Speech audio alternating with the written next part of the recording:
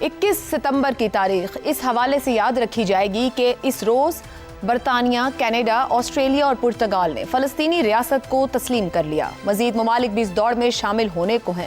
یوں دہائیوں پر محیط مغربی پالیسی میں تبدیلی نظر آتی ہے اور اس نے اسرائیل کو سخت غصے میں مبتلا کر دیا ہے۔ امید ہے کہ فرانس اور دیگر ممالک بھی اقوام متحدہ کے جنرل اسمبلی اجلاس کے موقع پر اسی طرح کے اعلانات کریں گے۔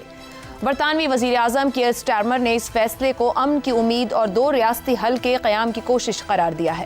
کینیڈین وزیر اعظم مارک کارنی کا کہنا ہے کہ ملک فلسطین کو تسلیم کرتا ہے اور پرامن مستقبل کی امید کرتا ہے۔ آسٹریلوی وزیر اعظم اینٹنی ایلبنیز کا کہنا ہے کہ یہ پالیسی فلسطینی عوام کی اپنی ریاست کے قیام کی جائز اور دیرینہ خواہشات کا اعتراف ہے۔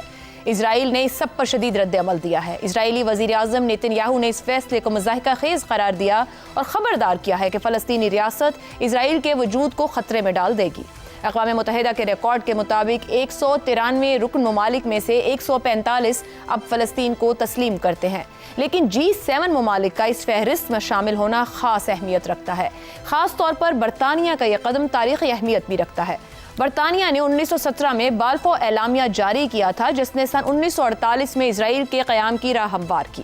نائب وزیر اعظم ڈیوڈ لیمی نے اس سال کے اوائل میں اعتراف کیا تھا کہ برطانیہ پر دو ریاستی حل کی حمایت کرنے کی خصوصی ذمہ داری ہے۔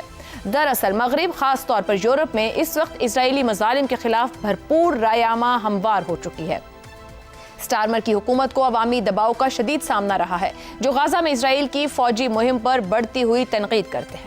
ایک سروے میں یہ پایا گیا کہ 18 سے 25 برس کے 2/3 برطانوی فلسطین کو تسلیم کرنے کی حمایت کرتے ہیں۔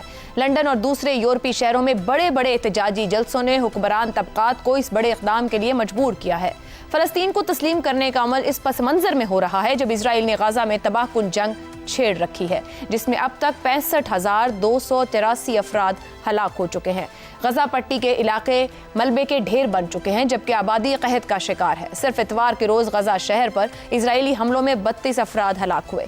اسرائیلی فوج نے حالیہ دنوں میں شہر پر قبضہ کرنے کے لیے اپنی کوششیں مزید تیز کر دی ہیں، جس سے 5,50,000 سے زیادہ افراد کو جنوب کی جانب ہجرت کرنا پڑی ہے۔ ادھر امریکہ بدستور فلسطین کو تسلیم کرنے کے سخت خلاف ہے۔ صدر ڈونلڈ ٹرمپ نے گزشتہ ہفتے سٹارمر کے ساتھ بات چیت کے بعد کہا کہ انہیں برطانیہ کی اس فیصلے سے اختلاف ہے۔ انہوں نے اس موقف کو بھی دہرایا کہ ریاست کا قیام صرف مذاکرات کے ذریعے ہونا چاہیے۔ عالمی امور کے بعض ماہرین کے مطابق یورپی ممالک کی طرف سے فلسطین کو تسلیم کرنے سے بنیادی مسائل حل نہیں ہوں گے، جیسے برطانیہ کو اپنے فیصلے کو پابندیوں اور اسلحے کی برآمد پر پابندی سے تقویت دینی چاہیے۔ اسرائیل پر دباؤ ڈالے بغیر فلسطین ناکافی نہیں۔ یوں اصل میں